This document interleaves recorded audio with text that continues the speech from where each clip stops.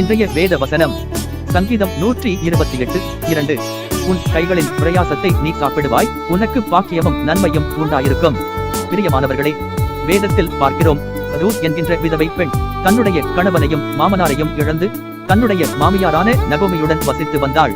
நகோமி ரூத்தின் கணவன் இறந்து போனதை எண்ணி அவளை பார்த்து, நீ உன்னுடைய வீட்டிற்கு திரும்பி போ என்று சொன்னபோது, ரூத்தோ, உம்மை விட்டு நான் பிரிந்து போக மாட்டேன், உன்னுடன் தான் இருப்பேன் என்று உறுதி செய்தாள். தேசத்தில் பஞ்சம் அதிகமாயிருந்தபடியால் மோவாப் என்கிற தேசத்திற்கு போனார்கள். அங்கு ஒரு நிலத்தில் மீதியிருந்த கதிர்களை எடுத்து வரும்படி ரூத் போனாள்.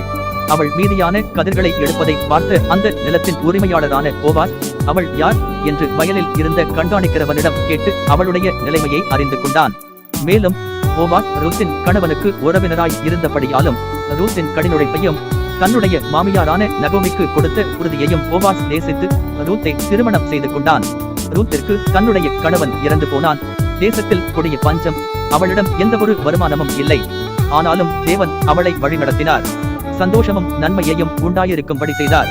இன்றைக்கு நீங்களும் எவ்வளவோ உழைக்கிறேன், கஷ்டப்படுகிறேன், போராடுகிறேன், ஆனாலும் ஒரு நன்மையும் காண முடியவில்லை, ஒரு சந்தோஷமும் இல்லை, அடுத்தடுத்து இழப்புகள், திடீர் திடீர் வீழ்ச்சிகள் என்பீர்களானால் கர்த்தர் சொல்லுகிறார், உன் கைகளின் பிரயாசத்தை நீ சாப்பிடுவாய், உனக்கு பாக்கியமும் நன்மையும் உண்டாயிருக்கும்.